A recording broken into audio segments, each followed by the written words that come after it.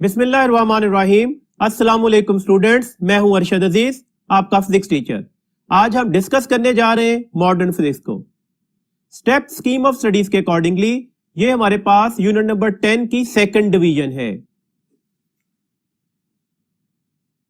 जी students, इस division में हम पढ़ेंगे डिस्क्रीट एनर्जी लेवल, करेंगे HF, that is the energy of the photon, that is equal to the E2 minus E1। E2 minus E1 का मतलब है ये उन दो एनर्जी स्टेट्स के दरमियान डिफरेंस होगा जहां से ये ट्रांजिशन टेक प्लेस हो रही है।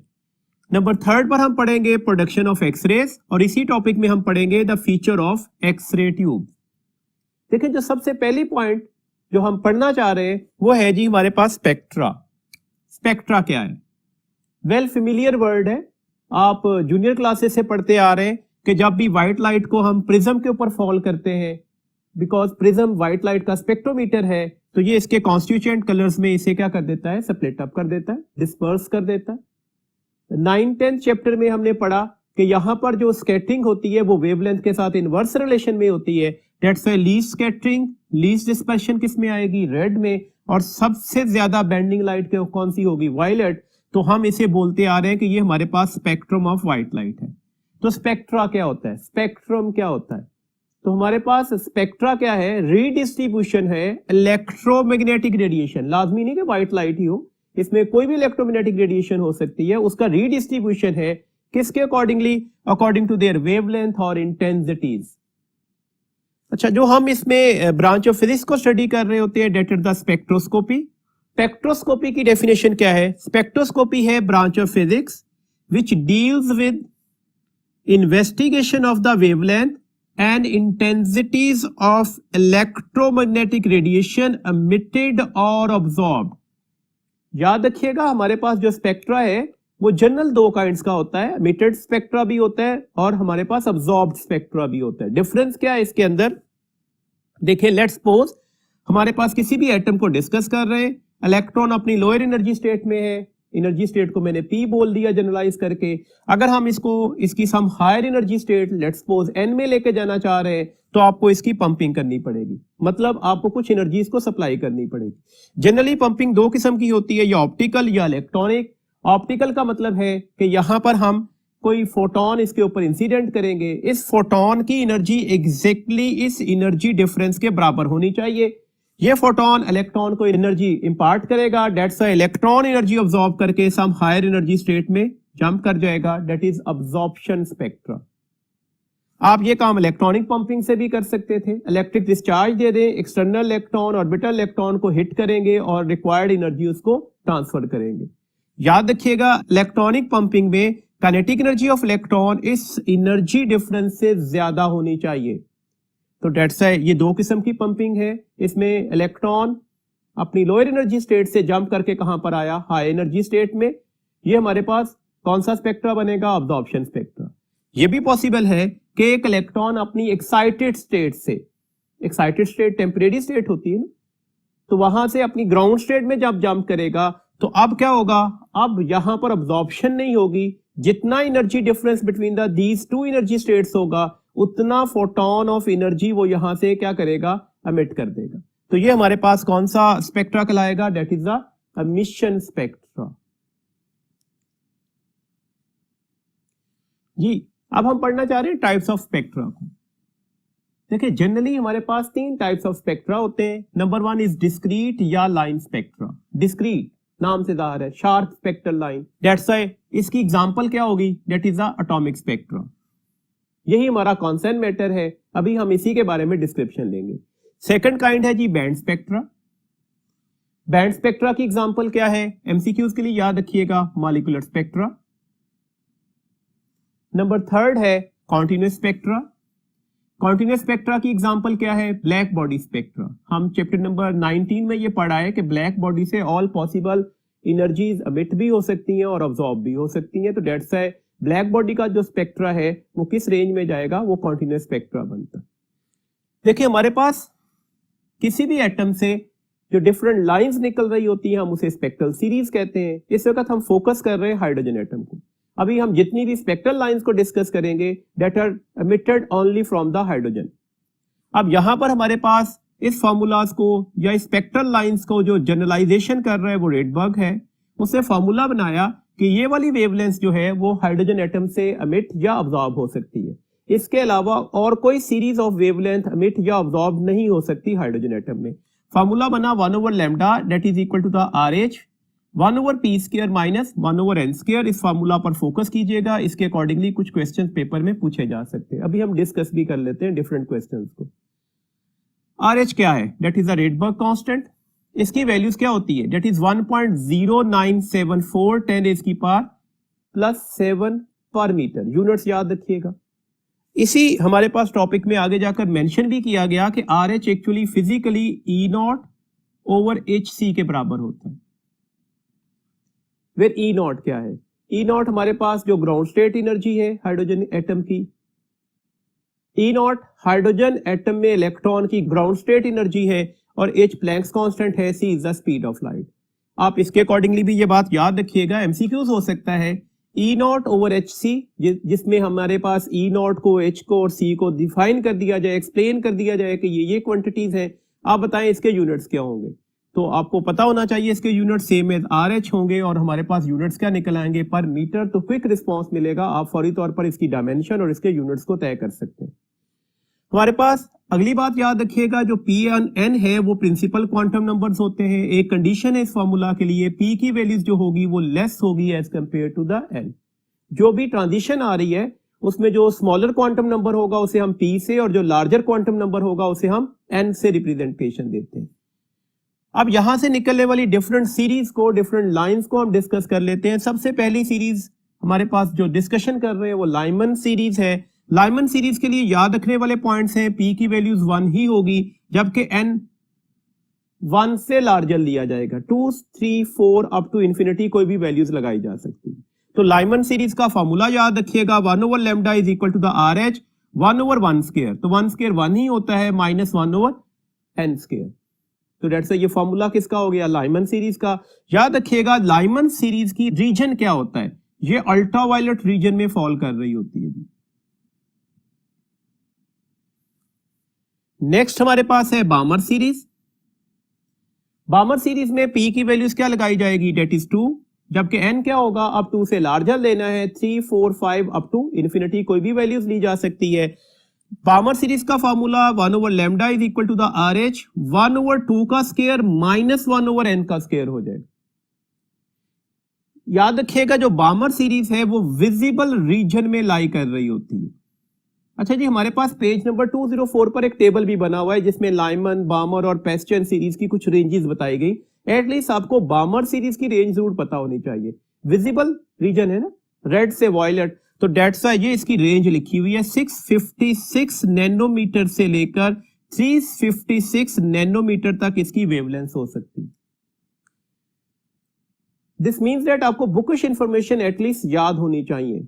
साइड इंफॉर्मेशन पर फोकस करना है। जो भी टेबल्स बने हुए हैं उनकी वैल्यूज को भी याद रखिएगा। ऐसे क्वेश्चंस भी पेपर में एमसीक्यूज में पूछे जा सकते हैं। हमारे पास नेक्स्ट सीरीज है जी पेस्चन सीरीज। पेस्चन सीरीज में P3 लगाया जाएगा जबकि n की वैल्यूज 3 से लार्जर होगी। That is 4, 5, 6 up to infinity कुछ भी लिया जा सकता है। फॉर्मूला हो गया one by lambda is equal to the RH 1/3² minus 1/n²। याद रखने वाली बात है कि ये हमारे पास इंफ्रारेड रीजन में लाई कर रही होगी।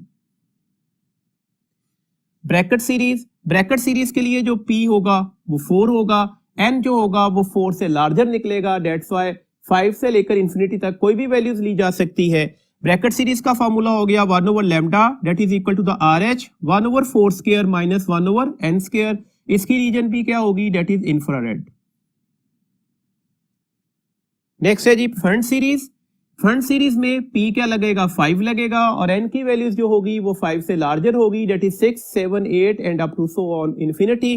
Formula one by lambda is RH 1/5² minus 1/n²। देखिए यहां से सिंपल से क्वेश्चन आपसे पूछे जा सकते हैं। जैसे क्वेश्चन आ सकता है कि अगर जो ट्रांजिशन है वो टर्मिनेट हो रही है 4th एनर्जी स्टेट में, तो आप बताएं निकलने वाली सीरीज क्या होगी? टर्मिनेट हो रही है 4th एनर्जी स्टेट में, तो ट्रांजिशन किसी हाई एनर्जी लेवल से 4th में आ रही है, तो 4P की वैल्यूज हो गई। P इज इक्वल टू 4 किस सीरीज के लिए? ब्रैकेट में, तो हमारे पास आंसर क्या निकल आएगा? Brackett series. आपसे क्वेश्चन ऐसे भी पूछे जा सकते हैं, which of the following is not the value of n for Paschen series? Paschen series के लिए n क्या नहीं हो सकता? तो हमें नजर आ रहा है पेस्चन सीरीज के लिए n की वैल्यूज 1, 2, 3 में से कुछ नहीं हो सकती। इसमें पेस्चन सीरीज में P3 था ना, तो जो n है वो 3 से लार्जर होगा। तो अब पेस्चन सीरीज में n जो होगा वो 4, 5, 6 अप टू इंफिनिटी, तो कुछ भी हो सकता है, लेकिन 1 भी नहीं हो सकता, 2 भी नहीं हो सकता, 3 भी नहीं हो सकता। तो ऐसे सिंपल से क्वेश्चन आपसे पूछे जा सकते हैं, आए भी हुए एंटी टेस्ट में। तो डेट्स ये पॉइंट्स आपके ध्यान में रहने चाहिए, ये सारे एमसीक्यूज ही थे। अब इसमें एक और एस्पेक्ट्स को डिस्कस करते हैं।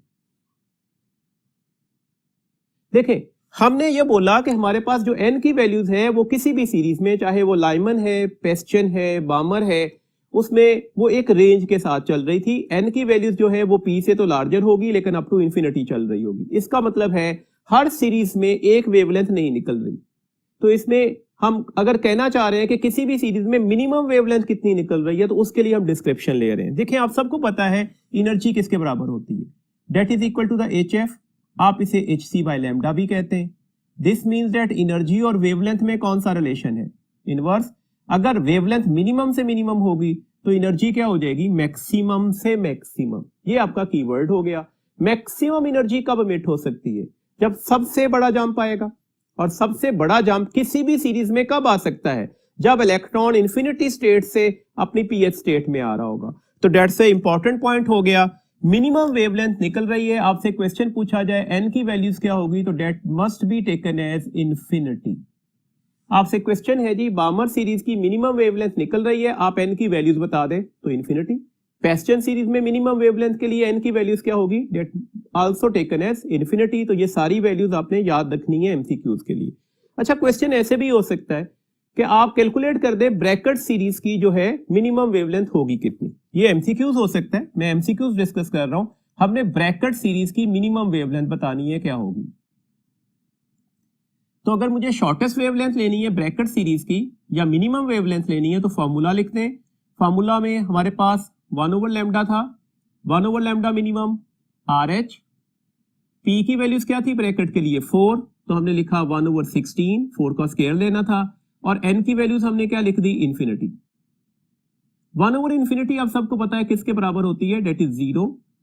तो डेट्स वाई 1/λ मिनिमम का फॉर्मूला क्या हो गया? डेट इज द RH, और इनसाइड मल्टीप्लाई हो रहा है 1/16।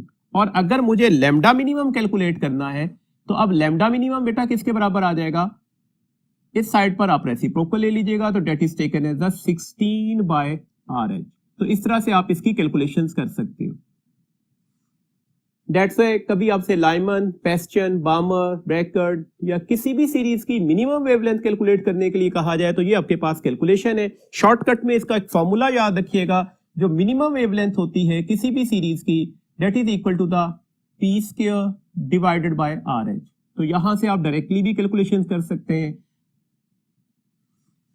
p², देखिए ना, ब्रैकेट में p की वैल्यूज क्या थी? 4, तो 4 का स्क्वायर क्या होगा? 16, तो आंसर 16/RH है। डेट से अगर आपसे कहा जाए लाइमन में निकलने वाली मिनिमम वेवलेंथ की वैल्यूज क्या होगी, तो लाइमन में देखिएगा p क्या है? 1, तो 1 का स्क्वायर क्या होगा? 1, तो 1/RH। तो डेट्स वाई आप पांचों की पांचों सीरीज की मिनिमम वेवलेंथ आसानी से कैलकुलेट कर सकते।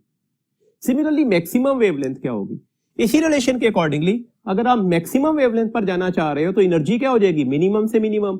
एनर्जी कब मिनिमम से मिनिमम हो सकती है? जब जो जंप होगा इलेक्ट्रॉन का वो p लेवल से वेरी नेक्स्ट लेवल से आएगा, सबसे स्मॉलेस्ट जंप होगा। दिस मींस दैट, याद रखने वाला पॉइंट हो गया, n की वैल्यूज क्या होगी मैक्सिमम वेवलेंथ के लिए? That is p+1। तो ये भी एमसीक्यूज आ सकते हैं। आपसे क्वेश्चन पूछा जाए लाइमन सीरीज में मैक्सिमम वेवलेंथ निकली है, n की वैल्यूज क्या होगी? लाइमन में p क्या था? 1, तो n क्या हो जाएगा? 1+1 2। आपसे यही क्वेश्चन पूछा जाता बामर सीरीज में मैक्सिमम वेवलेंथ निकली है, n की वैल्यूज क्या होगी? बामर में p क्या था? 2, तो n की वैल्यूज क्या हो जाएगी? 2+1 3। तो डेट्स ये बातें आपने एमसीक्यूज के लिए याद रखनी है। अच्छा, क्वेश्चन भी आ सकते हैं आपसे क्वेश्चन पूछा जा सकता है कि आप लाइमन सीरीज में मैक्सिमम वेवलेंथ कैलकुलेट कर दें, कितनी होगी? लाइमन सीरीज की मैक्सिमम वेवलेंथ पर जाना है, तो पहले तो फॉर्मूला लिख लीजिएगा ना। 1 ओवर लैम्डा, मैंने अभी सिंपल फॉर्मूला लिखा, that is R H. Lyman में पी क्या होता है 1 का स्क्वायर 1 ही हो जाएगा, -1 ओवर एन स्क्वायर। अब आप कंडीशन लगा दें। कंडीशन क्या है, हम कैलकुलेट क्या करना चाह रहे हैं, मैक्सिमम वेवलेंथ। मैक्सिमम वेवलेंथ के लिए हमारे पास एन की वैल्यूज क्या होती है, that is a P plus 1। अब पी था कितना 1, तो एन कितना हो जाएगा 1 + 1, दिस वन इज द 2। तो डेट्स है, अब हमारे पास 1 ओवर लैम्डा, अब ये कोई भी लैम्डा नहीं है, ये लैम्डा मैक्सिमम होगा, this one is the R H. यहां पर 1 ओवर 1 आ गया, और इधर मैंने एन की जगह पर क्या लगाना है 2, तो ये 1 ओवर 4 हो जाएगा। एलसीएम कितना निकला जी 4, डेट्स है ये 4 - 1 हो जाएगा, तो ये 3RH ओवर 4 हो गया। तो जब आपको लैम्डा मैक्सिमम कैलकुलेट करना है तो दोनों साइड का रेसिप्रोकल ले लीजिएगा, डेट इज 4 ओवर 3RH। तो ये आपके पास आंसर निकल आया।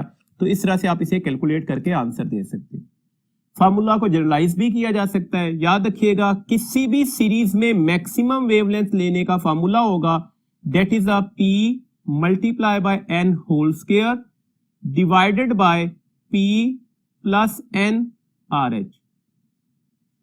देखिए लाइमन में फोकस कीजिएगा, P क्या था 1, n क्या है 2, तो 1 मल्टीप्लाई बाय 2 क्या हो जाएगा 2 का स्क्वायर क्या लेंगे, तो आंसर क्या हो जाएगा 4। फिर 1 + 2 क्या आ गया 3 इंटू RH। तो ये फॉर्मूला आप याद रखेंगे तो आपके पास लैम्डा मैक्सिमम कैलकुलेट करना आसान भी हो जाएगा। कुछ एमसीक्यूज डिस्कस करते हैं जी। हमारे पास एक एमसीक्यू है, for Balmer series calculate the ratio of the shortest wavelength to the longest wavelength. अब देखिए एक तरीकेकार तो यही है, अगर आपको फॉर्मूलाज याद नहीं है तो आप पहले शॉर्टेस्ट वेवलेंथ की कैलकुलेशंस करेंगे, फिर लॉन्गेस्ट वेवलेंथ की कैलकुलेशन करेंगे, फिर आप दोनों को डिवाइड करेंगे और डिवाइड करने के बाद अपना आंसर लेंगे। अगर फॉर्मूलाज आते हैं तो बार्मर सीरीज के लिए लैम्डा एस किसके बराबर आ जाएगा, लैम्डा एस का फॉर्मूला हमने क्या लिखा हुआ है, शॉर्टेस्ट या minimum P² over R H. Barmer के लिए P की वैल्यूज होती कितनी है 2, तो इसका मतलब है आंसर क्या निकल आएगा 4/RH। क्या होगा लैम्डा लॉन्गेस्ट क्या होगा P multiply by n whole square divided by P plus n RH। और लैम्डा लॉन्गेस्ट के लिए जो n की वैल्यूज होती है वो किसके बराबर होगी, वो P + 1 के बराबर होगी। बार्मर में P 2 था, तो डेट से 2 + 1 कितना आ जाएगा 3। तो अब आप इसकी कैलकुलेशंस कर लीजिएगा, P 2 है n 3 है, 2 मल्टीप्लाई बाय 3 कितने होते हैं 36, P + n 2 + 3 कितने होते हैं 5। तो ये आप डिवाइड कर देंगे अब इन दोनों को, तो आपके पास आंसर निकल आएगा।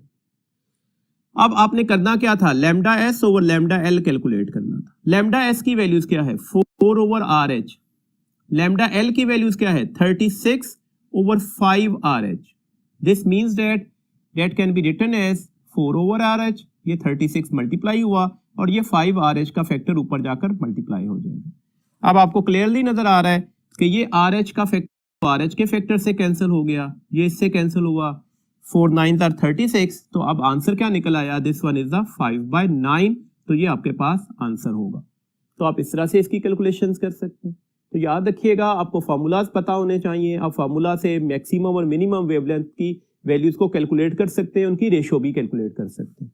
एक और क्वेश्चंस को डिस्कस करते हैं जी। हमारे पास एक क्वेश्चन है, if an electron come to n is equal to 1। देखिए n प्रिंसिपल क्वांटम नंबर है ना, तो डेट से उसने कहा कि वो n 1 में आया है from n is equal to the 5। कहां से आया, अपनी हायर एनर्जी स्टेट, और उस हायर एनर्जी स्टेट का प्रिंसिपल क्वांटम नंबर क्या है 5 है। Then maximum number of spectral lines will be. आप मैक्सिमम कितनी ट्रांजिशन को ऑब्जर्व कर सकते हैं, आप कितनी मैक्सिमम स्पेक्ट्रल लाइंस को ऑब्जर्व कर सकते हैं, या ये इलेक्ट्रॉन कितनी मैक्सिमम स्पेक्ट्रल लाइंस को एमिट कर सकता है। बात एक ही है। देखें अब हम अगर फिगर पर गौर करते हैं, ये हमारे पास एनर्जी स्टेट नंबर 1 है, 2 है, 3 है, 4 है एंड 5 है। इलेक्ट्रॉन कहां पर मौजूद था, अपनी 5th एनर्जी स्टेट में। उसने आना कहां पर है 1 में, तो 5 से डायरेक्टली जंप करके 1 में आ सकता है। ये तो वन ऑफ द पॉसिबिलिटी है ना, हमने ऑल पॉसिबिलिटीज डिस्कस करनी है। देखो यही कीवर्ड है। अगर क्वेश्चन पूछा जाता मिनिमम पॉसिबल ट्रांजिशंस क्या होंगी, तो डेट इज 1। वो 5 से डायरेक्टली जंप करेगा 1 में, तो ये एक ही मिनिमम पॉसिबिलिटी है। अगर क्वेश्चन है मैक्सिमम पॉसिबिलिटीज क्या है, तो अब आपने सारी पॉसिबिलिटीज डिस्कस करनी है। हमने कहा कि लेट्स सपोज वो 5 से डायरेक्टली जंप करके 1 में आ गया, ऐसा भी तो हो सकता था वो 5 से पहले जंप करता एनर्जी स्टेट नंबर 2 से, फिर 2 से 1 में आता। ऐसा भी तो पॉसिबल था कि वो 5 से 3 में आता, 3 से 2 में, और फिर 2 से 1 में आता। क्योंकि ये रिपीट हो चुकी तो इसलिए मैंने ये दोबारा मेंशन नहीं की। ये भी तो पॉसिबल था 5 से 4 में, और 4 से जंप करके डायरेक्टली कहां पर आ जाता, 1 में। अब अगर वो 4 में आ गया है 5 से, तो ये पॉसिबल है कि वो 4 से जंप करके 2 में आ जाए। ये भी पॉसिबल है कि 4 से डायरेक्टली जंप करके 1 में आ जाता। तो दैट्स व्हाई ये ऑल पॉसिबिलिटीज डिस्कस हो गई। कितनी पॉसिबिलिटीज बन रही हैं, 1 2 3 4 5 6 7 8 9 और 10। तो अब इंटरेस्टिंग बात है कि अगर वो कहता है जी n 1 में आया है from n is equal to the 8, तो ये तो अच्छा खासा हमारे पास टाइम टेकिंग क्वेश्चन हो गया। तो इसका एक क्विक रिस्पांस पर फॉर्मूला याद रखते हैं। मैक्सिमम पॉसिबल ट्रांजिशन के लिए फॉर्मूला हमारे पास होता है n into n minus 1 divided by 2। देखें n क्या था, 5 multiply by 5 minus 1, n minus 1 करना था ना, तो 5 माइनस 1 क्या हो जाएगा, 4 डिवाइडेड बाय 2। अगर हम इसे कैंसिल करते हैं तो ये 2 आ जाएगा, और 5 2 आर 10, तो आंसर भी वही निकल आया। तो डेट्स ये फॉर्मूला याद रखिएगा। तो इस वक्त हमारे पास करेक्ट ऑप्शन कौन सी है, अल्फा। एक पॉइंट और याद रखिएगा, देखिए याद रखिएगा अच्छी तरह से, ये फॉर्मूला की एक लिमिटेशन है।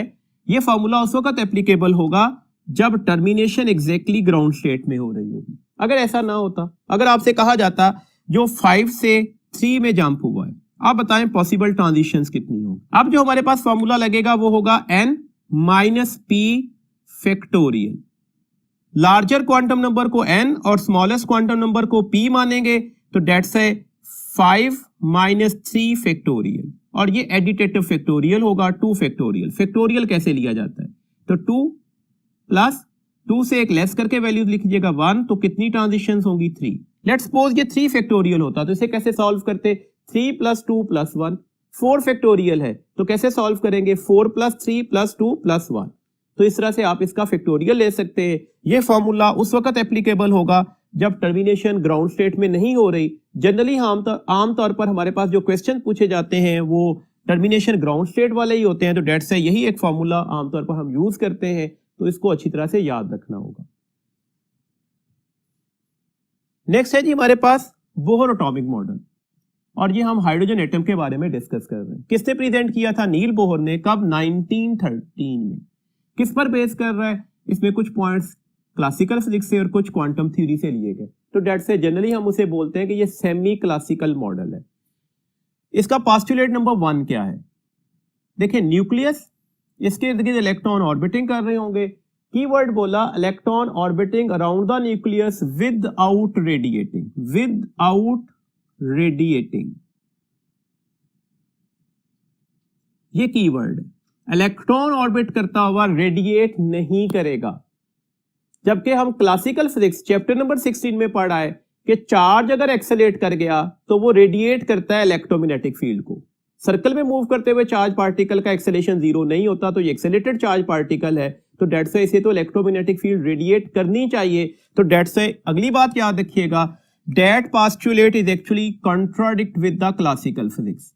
ये कॉन्ट्राडिक्ट कर रहा है क्लासिकल फिजिक्स के साथ। तो ये बात भी आपने एमसीक्यूज के लिए याद रखनी है। अब हम एक्चुअली क्वांटम थ्योरी पढ़ रहे हैं, इलेक्ट्रॉन पार्टिकल के साथ हम वेव एसोसिएट कर रहा है। तो अब यहां पर जो इसके साथ वेव एसोसिएट करेगी, एनर्जी स्टैंड स्टिल कर गई ना, तो वो स्टेशनरी वेव होगी। डेट से उसने इसका कीवर्ड बोला कि ये जो स्टेट्स होंगी ये डिस्क्रीट स्टेशनरी स्टेट्स बोली जाती है। स्टेशनरी स्टेट्स ऑफ एनर्जी बोली जाती है। बताने का मकसद है कि यहां पर एनर्जी रेडिएट नहीं कर रही, एनर्जी कांस्टेंट हो जाएगी। सेकंड पोस्टुलेट है कि हमारे पास परमिसिबल एनर्जी स्टेट्स कौन सी होंगी, कौन कौन सी एनर्जी स्टेट्स अवेलेबल होंगी। तो कहा गया जिसका एंगुलर मोमेंटम, आप इसे mvr भी लिख सकते हो, वो किसके बराबर होगा, h/2 पाई का सम इंटीजर मल्टीपल। ये n क्या होगा, n प्रिंसिपल क्वांटम नंबर है, 1 से लेकर इंफिनिटी तक कोई भी वैल्यूज ली जा सकती है। तो ये n की वैल्यूज है, पॉसिबिलिटीज है। n क्या है, nth ऑर्बिटल नंबर, ये vn भी यही है और rn भी यही है। v फॉर द वेलोसिटी, और कौन सी वेलोसिटी, nth ऑर्बिटल नंबर की, r रेडियस है, कौन सा रेडियस, nth ऑर्बिट का। तो आप इसके अकॉर्डिंगली ये फार्मूला याद रखिएगा। देखो सिंपल से क्वेश्चंस हो सकते हैं। फर्स्ट ऑर्बिट का एंगुलर मोमेंटम क्या होगा, तो क्या होगा जी, L1 किसके बराबर आएगा, h/2 पाई के। अच्छा एक बात और याद रखिएगा, आप इसे सिंपल h कट भी तो बोल सकते हो। हाइजेनबर्ग अनसर्टेनिटी प्रिंसिपल में h/2 पाई की वैल्यूज को हमने क्या बोला हुआ है, h कट बोला हुआ है, तो डेट्स इसके अकॉर्डिंगली भी बात याद रखिएगा। आपसे क्वेश्चन पूछा जा सकता था, सेकंड ऑर्बिट का एंगुलर मोमेंटम जो है वो थर्ड ऑर्बिट के एंगुलर मोमेंटम के किस रेशियो से होगा, तो हमारे पास अब आंसर क्या निकल आएगा, 2/3, क्योंकि आपको नजर आ रहा है L और N में कौन सा रिलेशन है, डायरेक्ट रिलेशन है। तो ये सिंपल से कुछ एमसीक्यूज पूछे जा सकते हैं। थर्ड पोस्टुलेट है, इलेक्ट्रॉन जब तक अपनी एनर्जी स्टेट में रहेगा उस वक्त तक उसकी एनर्जी रेडिएट नहीं कर रही, उसकी एनर्जी कांस्टेंट होती है। लेकिन अगर ट्रांजिशन आ जाए, ट्रांजिशन अभी हम डिस्कस कर रहे हैं, दो किस्म की होती है, या तो वो लो एनर्जी स्टेट से हाई एनर्जी स्टेट में जंप करता है, ये एब्जॉर्प्शन है, या फिर वो हाई से लो में जंप करता है, ये एमिशन है। जब भी ट्रांजिशन टेक प्लेस होगी तो उसके साथ में कोई ना कोई चेंजेस इन्वॉल्व होगी। जैसे लेट्स सपोज अगर एक इलेक्ट्रॉन अपनी हाई एनर्जी स्टेट से लो एनर्जी स्टेट में जंप करता है, तो जितना एनर्जी डिफरेंस होगा इस दो एनर्जी स्टेट्स के दरमियान, उतनी एनर्जी का वो फोटोन इमिट कर रहा होगा। तो डेट्स इस फोटोन की एनर्जी कितनी होती है, that is hf, that is equal to the En minus ep। En minus ep क्या है, जो ट्रांजिशन आ रही है उस ट्रांजिशन की एनर्जी स्टेट्स का एनर्जी डिफरेंस, आप इसे डेल ई भी लिख सकते थे। तो ये थर्ड पोस्टुलेट है। देखिए फर्स्ट पोस्टुलेट तो कॉन्ट्राडिक्ट है क्लासिकल फिजिक्स का। सेकंड पोस्टुलेट का प्रूफ क्या है, तो डी ब्रोगले हाइपोथेसिस के ऊपर हम सेकंड पोस्टुलेट का प्रूफ कर सकते हैं। ये एमसीक्यूज के लिए याद रखिएगा, सेकंड पोस्टुलेट का प्रूफ किस हाइपोथेसिस पर किया जा सकता है, डी ब्रोगले हाइपोथेसिस पर। थर्ड पोस्टुलेट का प्रूफ कहां पर अवेलेबल है, तो हमारे पास थर्ड पोस्टुलेट का प्रूफ जो है वो क्वांटम थ्योरी मैक्स प्लैंक ने दी थी ना, तो जो उसका जो रिसर्च पेपर था वहां पर ये बात ऑलरेडी डिस्कस हो चुकी। तो डेट्स है सेकंड पोस्टुलेट डी ब्रोगले हाइपोथेसिस से प्रूफ किया जा सकता है। थर्ड पोस्टुलेट मैक्स प्लैंक की क्वांटम थ्योरी में अवेलेबल है, जबकि फर्स्ट पोस्टुलेट जो है वो कॉन्ट्राडिक्शन है क्लासिकल फिजिक्स की। अब चलते हैं जी हमारे पास कुछ क्वेश्चंस की साइड पर। जैसे पहला क्वेश्चन है हमारे पास, the difference in angular momentum associated with the electron in the two successive, याद रखिएगा की वर्ड है successive orbits of the hydrogen atom is, कितना एंगुलर मोमेंटम का डिफरेंस होगा। देखो सक्सेसिव का मतलब है हमने L4 माइनस L3 करना होगा, या फिर आप ऐसे कह लें L5 माइनस L4 करना होगा। दो कंसेक्टिव एनर्जी ऑर्बिट्स के दरमियान हमने ये बात डिस्क्राइब करनी है। देखिए इसी फॉर्मूला को यूज करते हैं। हमारे पास L5 क्या था, लेट्स सपोज L5 क्या है जी, that is the 5h/2 pi. L4 क्या है, डेट इज द 4h/2 पाई। मैंने दो सक्सेसिव ऑर्बिट्स को डिस्कस कर लिया। देखें अब मुझे अगर L5 माइनस L4 करना है तो अब होगा क्या, 5h/2 पाई माइनस 4h/2 पाई। तो h/2 पाई तो कॉमन निकला, इसका मतलब है ये h/2 पाई तो कॉमन निकल आया, तो माइनस किसने होना है, 5 माइनस 4 ने। तो आंसर क्या आ जाएगा, h/2 पाई। तो करेक्ट ऑप्शन हमारे पास कौन सी होगी, h/2 pi, that is the Charlie. मैंने पहले बोला इसे एच कट भी कहा जा सकता है। अच्छा इसकी वैल्यूज भी लिखी जा सकती है। एच कट की वैल्यूज क्या थी, 1.05 10⁻³ जूल सेकंड। तो ऑल एस्पेक्ट्स के अकॉर्डिंगली ये बात एमसीक्यूज के लिए याद रखिएगा। एक और एमसीक्यूज डिस्कस करते हैं जी। The diagram shows the energy levels for an electron which transition show emission of photon with most energy। देखें याद रखिएगा वर्ड क्या बोला है हमने, emission का वर्ड बोला है। emission कब होगी, जब इलेक्ट्रॉन हाई एनर्जी स्टेट से लो एनर्जी स्टेट में जंप करेगा। अब जरा ऑप्शंस को देखिएगा। Option A high energy state से लो एनर्जी स्टेट में आया तो ये emission है। ऑप्शन बी लो से हाई में गया तो ये तो अब्जॉर्प्शन हुई। सी हाई से लो में आया, ये भी इमिशन है। डी लो से हाई में जा रहा है तो ये अब्जॉर्प्शन है। इसका मतलब है ना हमने बी ऑप्शन को डिस्कस करना है ना हमने डी ऑप्शन को डिस्कस करना है। ये भी एक एंटी टेस्ट में इंपॉर्टेंट पॉइंट होता है। देखें अपनी लॉजिक्स की बेस के ऊपर ना आप कोई सी दो ऑप्शंस को ब्लैंक करवा सकते हैं, बाकी दो ऑप्शंस के दरमियान टाई रहेगी और आप थोड़ा फोकस करेंगे, अपने आइडियाज अप्लाई करेंगे तो आंसर फिर भी मिल जाएगा। अब आपको नजर आ रहा है हमारे पास ऑप्शन ए भी इमिशन है, ऑप्शन सी भी इमिशन है। तो कब मोस्ट एनर्जी, लफ्ज है मोस्ट एनर्जी, तो मोस्ट एनर्जी कब मिलेगी?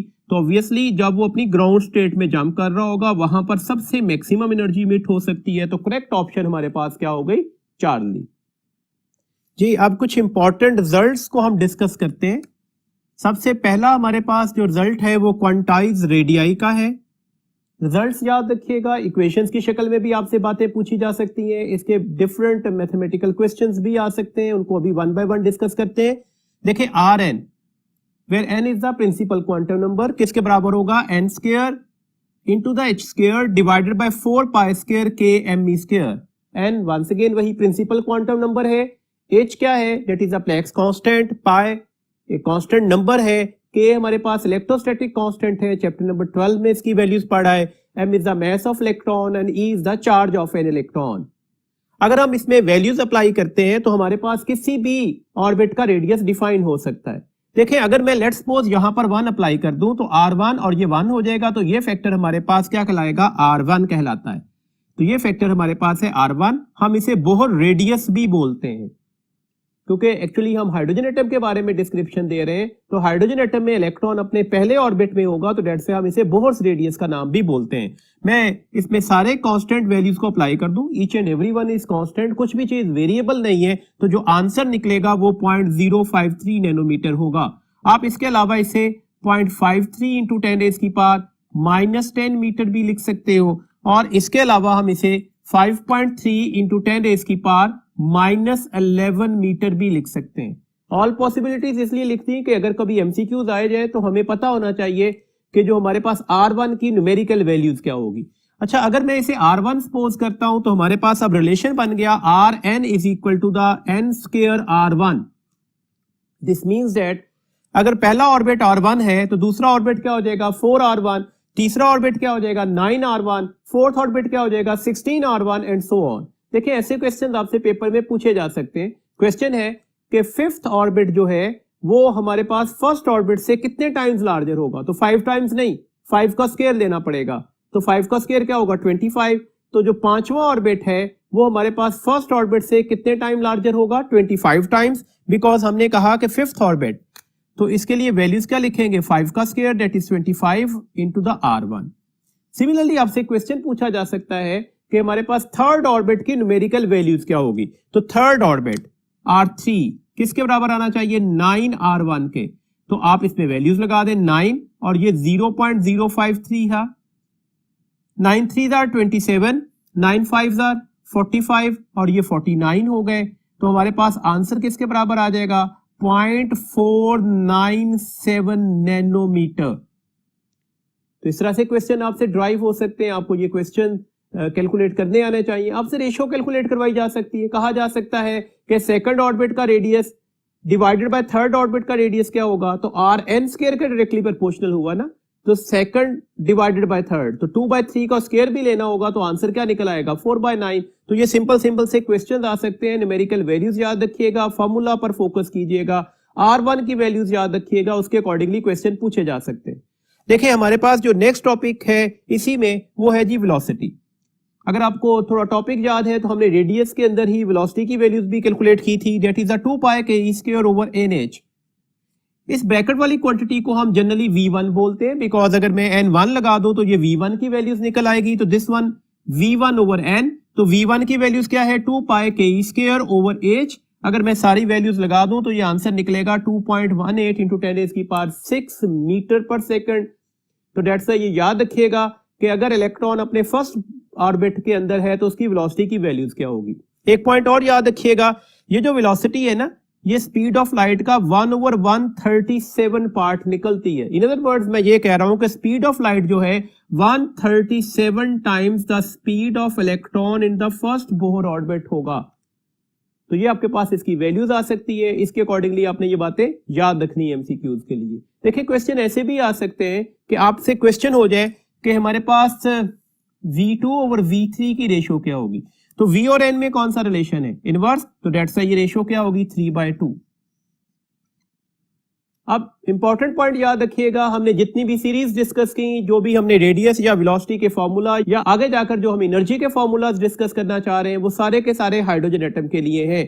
देखिए ना, अगर मुझे रेडियस का ये फॉर्मूला किसी भी और एलिमेंट के लिए कन्वर्ट करना है तो करना क्या होगा, मुझे इसको एक्चुअली जो भी फॉर्मूला हमारे पास आ रहा होगा इसे जी फॉर एटॉमिक नंबर से मल्टीप्लाई करना पड़ेगा, तो वो किसी भी एलिमेंट के लिए कन्वर्ट हो सकता है। लेकिन हमें फिलहाल सिर्फ फोकस करना है according to the syllabus hydrogen atom के ऊपर ही। जी नेक्स्ट हमारे पास है क्वांटाइज्ड एनर्जी। एनर्जी भी क्वांटाइज्ड होगी। एनर्जी का फॉर्मूला हमारी बुक में लिखा हुआ है, nth ऑर्बिट की एनर्जी क्या होगी, that is -1/n² 2π² k² m into e⁴ divided by h²। अब अगर मैं इसे E0 कंसीडर कर लूं, E0 क्यों कहा, E1 क्यों नहीं कहा, अभी हम इसे डिस्कस कर लेते हैं। तो ये हमारे पास एक कांस्टेंट वैल्यूज निकल रही है सारी की सारी। याद रखिएगा इलेक्ट्रॉन वोल्ट में इसका आंसर 13.6 इलेक्ट्रॉन वोल्ट होगा, जबकि जॉउल में 2.18 इंटू 10⁻18 जॉउल निकलेगा। इसका मतलब है इलेक्ट्रॉन अगर किसी भी एटम के अंदर मौजूद है तो जो इसकी एनर्जी स्टेट्स होंगी उसे हम इस फॉर्मूला से तय कर सकते हैं। और हाइड्रोजन एटम के लिए इसकी first energy state -E0, second energy state -E0/4 होगी बिकॉज आप n² से डिवाइड कर रहे होते हो, और थर्ड एनर्जी स्टेट -E0/9 होगी, और फोर्थ एनर्जी स्टेट -E0/16 होगी। ये हमने फॉर्मूला कैसे ड्राइव किया, हमने कहा जो En है ये -E0/n² होगा। एटलीस्ट ये फर्स्ट 4 एनर्जी स्टेट्स तो आपको जुबानी याद होनी चाहिए, इसकी न्यूमेरिकल वैल्यूज देखें। फर्स्ट एनर्जी स्टेट की वैल्यूज क्या होगी, -13.6 इलेक्ट्रॉन वोल्ट। E2 की वैल्यूज क्या होगी, -3.4 इलेक्ट्रॉन वोल्ट। E3 की वैल्यूज क्या होगी, आप 9 से डिवाइड करेंगे तो -1.5 इलेक्ट्रॉन वोल्ट। E4 की वैल्यूज क्या होगी, तो अब आप इसे 16 से डिवाइड करेंगे तो आंसर -0.85 इलेक्ट्रॉन वोल्ट निकलेगा। ये बातें अपने MCQs के पॉइंट ऑफ व्यू से जुबानी याद रखनी होगी। देखिए हमारे पास ये लेट्स सपोज एक न्यूक्लियस है। इस न्यूक्लियस के बाद पहली एनर्जी स्टेट जो होगी, ऑब्वियसली एक हाइड्रोजन में एक ही इलेक्ट्रॉन है तो वो उसी में लाई कर रहा होगा, तो ये उसका ग्राउंड स्टेट कहलाएगा। ग्राउंड स्टेट एनर्जी बोली जाती है। इसके लिए n क्या लिखा जाएगा, 1 लिखा जाएगा। इसकी एनर्जी की वैल्यूज क्या होगी, -13.6 electron volt. Energy levels up to infinity तक लाई कर रहे होते हैं, तो डेट्स व्हाई इससे अगली जो एनर्जी स्टेट होगी उसे क्या बोलेंगे, that is the first excited energy state. First excited, ground के बाद अगर उसे आप कुछ एनर्जी देंगे तो वो एक्साइट होकर अपनी एक्साइटेड स्टेट में जाएगा, तो that's why that is first excited state. इसका मतलब है फर्स्ट एक्साइटेड स्टेट के लिए n की वैल्यूज क्या लगी, 2। ये सिंपल से MCQs आ सकते हैं, इसमें गलती नहीं करनी। आपसे क्वेश्चन पूछा जाए फर्स्ट एक्साइटेड स्टेट के लिए n की वैल्यूज क्या होगी, तो n 1 नहीं है। अगर एक्साइटेड का वर्ड आ गया तो डेट्स व्हाई आप इसमें एक प्लस कर देंगे। डेट्स व्हाई हमने ये डिस्क्रिमिनेशन करने के लिए हमने यहां पर वर्ड E0 लिखा था। अब ये हमारे पास N2 हो जाएगा। इसकी वैल्यूज क्या निकलेगी, -3.4 electron volt. Second excited state, second excited, n क्या हो जाएगा, 3। वैल्यूज क्या निकलेगी, -1.5 electron volt. Third excited state, n की वैल्यूज क्या होगी, 3 नहीं, 3 + 1 4। इसकी वैल्यूज क्या निकलेगी, -0.85 इलेक्ट्रॉन वोल्ट। देखो सिंपल सा क्वेश्चन हो सकता है, आपसे क्वेश्चन हो जाए कि सेकंड एक्साइटेड स्टेट में एनर्जी की वैल्यूज क्या होगी, तो कंफ्यूज नहीं होना। सेकंड का मतलब -E0/4 नहीं है। सेकंड एक्साइटेड स्टेट का मतलब है N3 होगा, तो -E0/9, तो आंसर -1.5 इलेक्ट्रॉन वोल्ट मिलेगा। एक और इंटरेस्टिंग फैक्ट देखिएगा, देखिए हम अगले ऑर्बिट्स में जाते जा रहे हैं। पहले और सेकंड ऑर्बिट की एनर्जी स्टेट का डिफरेंस कितना निकला, आपने इन दोनों का डिफरेंस लेना है, डेट इज 10.2 इलेक्ट्रॉन वोल्ट। आप सेकंड से थर्ड में आ गए। अब सेकंड और थर्ड की एनर्जी स्टेट्स का डिफरेंस क्या निकला, आप इन दोनों का डिफरेंस लें तो ये 1.9 इलेक्ट्रॉन वोल्ट के करीब वैल्यूज बनती है। थर्ड से फोर्थ एनर्जी स्टेट में आ गए तो अब इन दोनों का एनर्जी स्टेट का डिफरेंस कितना निकला, that is 0.7 electron volt. This means that आप जैसे जैसे n की वैल्यूज को राइज करते जाएं, जैसे जैसे आप अगले क्वांटम नंबर्स में मूव करते जाएं, वैसे वैसे दो कंसेप्टिव एनर्जी स्टेट का जो एनर्जी डिफरेंस है वो डिक्रीज करता जा रहा होगा। ये भी MCQs के लिए पॉइंट आपने याद रखना है। देखिए फर्स्ट और सेकंड ऑर्बिट के दरमियान एनर्जी डिफरेंस कितना निकला था, 10.2 इलेक्ट्रॉन वोल्ट।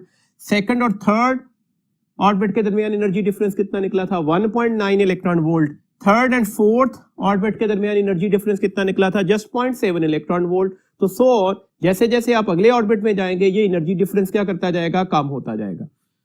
एक बात याद रखिएगा, देखें अब हम इसी के अकॉर्डिंगली कुछ क्वेश्चंस डिस्कस भी कर लेते हैं। जैसे हमारे पास एक क्वेश्चन है, a stream of electrons accelerated from rest through a potential difference of 12.75 electron volt is bombarded on a monatomic hydrogen gas in the emission spectrum one cannot observe। कौन सी सीरीज हम ऑब्जर्व नहीं कर सकते? Option alpha है Lyman series, option beta है पेस्टन series, option Charlie है Balmer series, option delta है फंड सीरीज। तो एक्चुअली तो हमें यहां पर सबसे पहले तो इसका प्रिंसिपल क्वांटम नंबर या ऑर्बिटल नंबर ढूंढना पड़ेगा। आपको पता है ग्राउंड स्टेट में उसके पास एनर्जी कितनी होती है? -13.6 इलेक्ट्रॉन वोल्ट। कितनी एनर्जी आपने उसको और इंपार्ट कर दी एक्सेलरेटेड इलेक्ट्रॉन्स के थ्रू? 12.75 electron volt.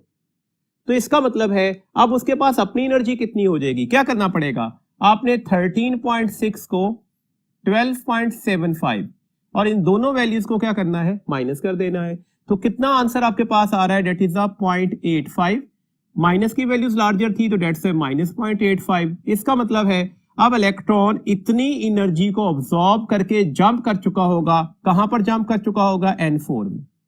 जब वो N4 में होगा तो ऑब्वियसली ये उसकी एक्साइटेड स्टेट है। एक्साइटेड स्टेट टेम्परेरी स्टेट होती है, कुछ देर के बाद वो अपनी ग्राउंड स्टेट में वापसी करेगा। अगर वापसी करता है तो पॉसिबल ट्रांजिशन तो सारी हो सकती है ना। फिर N4 से N3 में, N3 से N2 में, N2 से N1 में वापसी कर सकता है। देखिए ना, हमारे पास N4 है तो लोएस्ट नंबर N4 हुआ, तो इसका मतलब हुआ कि हमारे पास पॉसिबिलिटी है कि यहां पर पेस्टन सीरीज निकल सकती है। जब 4 से जाकर 3 में जंप कर रहा होगा, थर्ड एनर्जी स्टेट में ट्रांजिशन टर्मिनेट होगी, तो हमने ऑलरेडी बोल दिया कि पेस्टन सीरीज निकलेंगी।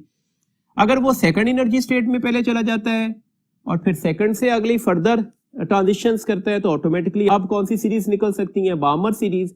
और अगर वो डायरेक्टली 1 में चला जाता है तो अब कौन सी सीरीज निकलेंगी? That is the Lyman series. अब पॉसिबिलिटी कभी भी नहीं होगी फंड सीरीज के लिए। फंड सीरीज के लिए आपको पता है पी की वैल्यूज क्या होती है? 5। तो मिनिमम इसे किस एनर्जी लेवल में होना चाहिए था? 5th एनर्जी लेवल में, ताकि वो फंड सीरीज को फॉलो कर सके। तो इस तरह से हम अपनी बातों को कैलकुलेट कर सकते हैं। नेक्स्ट एक एमसीक्यूज डिस्कस करते हैं जी।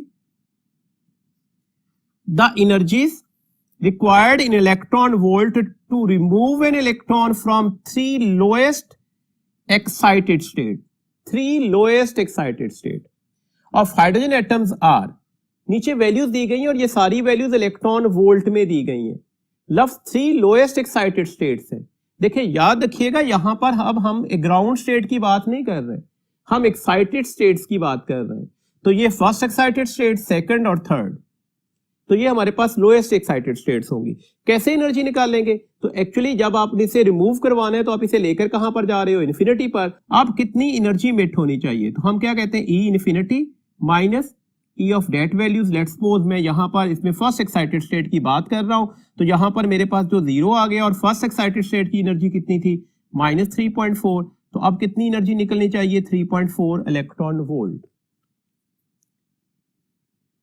अब कितनी एनर्जी आपने इसे सप्लाई करनी होगी? रिक्वायर्ड एनर्जी कितनी होगी? That is the 3.4 electron volt. This means that first excited state से कितनी एनर्जी देनी पड़ेगी? 3.4 इलेक्ट्रॉन वोल्ट। सेकंड में होता तो कितनी एनर्जी देनी पड़ती? 1.5 electron volt. Third excited state में होता तो कितनी एनर्जी देनी पड़ती? 0.85 इलेक्ट्रॉन वोल्ट। तो करेक्ट ऑप्शन हमारे पास क्या आ रही है?